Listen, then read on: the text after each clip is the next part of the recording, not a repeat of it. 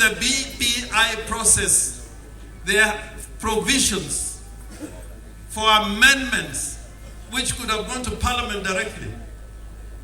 But Raila Amolo Odinga and Uhuru Kenyatta decided that Constitution is a major document. You must involve the people first. That is why you saw during the PBI process, there was a team that went all over the country.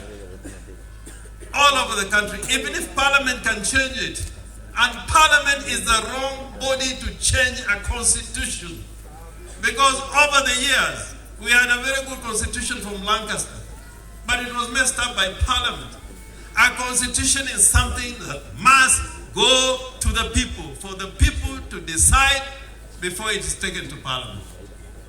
Now, Ruto is saying that for the creation of the leader opposition, all he needs to do is to write to Parliament.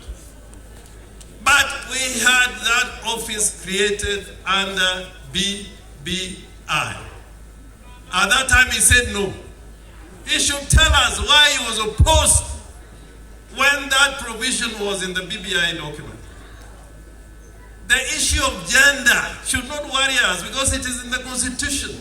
The Constitution has commanded that no more than 2/3 of Parliament should be from the same gender. The Constitution has said that already. It's not rocket science. It's not rocket science.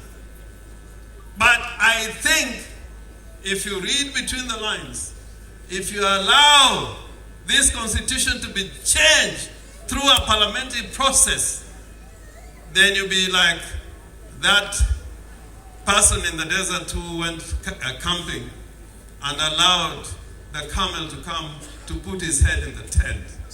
If you allow this government to put his head in the tent, in the constitutional tent, and we know what they think about the Constitution, Ruto has never been a man who has argued for reform for the Constitution. When he is making those changes and proposals for those changes, you must make sure that you are doing the right thing. Read between the lines. And I promise you, if we stay with the people, if you stay with the people, you can never go wrong. If you stay with the people, God will be with you. If you stay with the people, you will continue to be strong. Let us continue to have faith in ourselves. The proposals of the president on how to resolve the gender issue are incomplete.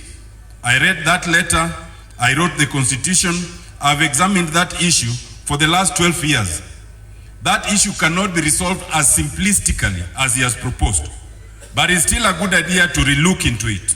Because we must relook into it, we must fulfill what the Constitution intends, which is to achieve at least the 1/3 gender balance. We will have to think beyond what has been proposed. So that is fine, but that proposal is incomplete. On the issue of the leader of opposition, it is an issue that we had long recognized, and you all know it was in the BBI document.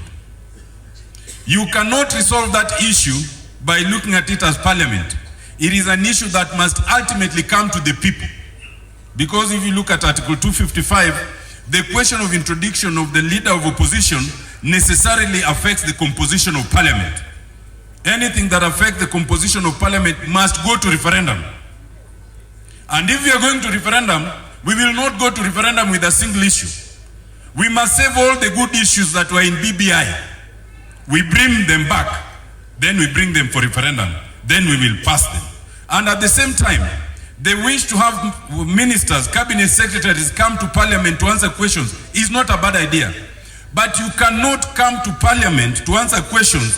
The Speaker Okode will tell you, I cannot go to the county assembly of Siaya. If I go there, I'll be a stranger. Cabinet secretaries cannot come to the floor of parliament to answer questions right now because they are strangers. For them to do that, you must amend the constitution and allow them to serve as CSS and cabinet and members of parliament. Again, to do that, that requires a referendum. What am I saying? I am saying that we must look at the proposals that have been made, but we must look at them with a pinch of salt.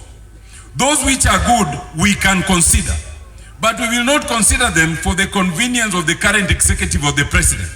We can only consider them for the convenience of the entire country. So that if we are amending the constitution, we amend it once and introduce all the good things we want, the way we tried with BBI. We will follow the directions of the Supreme Court. We will follow the dictates of the people. We must borrow all the good things in BBI that they opposed. If the president now has come to accept BBI, we welcome it. It is very dangerous when a new president comes into office and begins to talk about amending the constitution.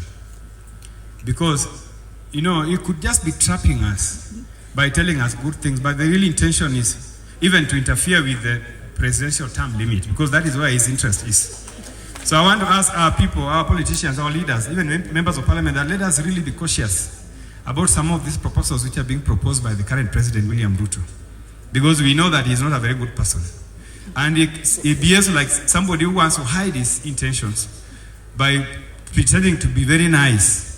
And then once you enter the trap, then he begins to introduce some of the archaic measures that are capable of undermining the fabric of our constitution.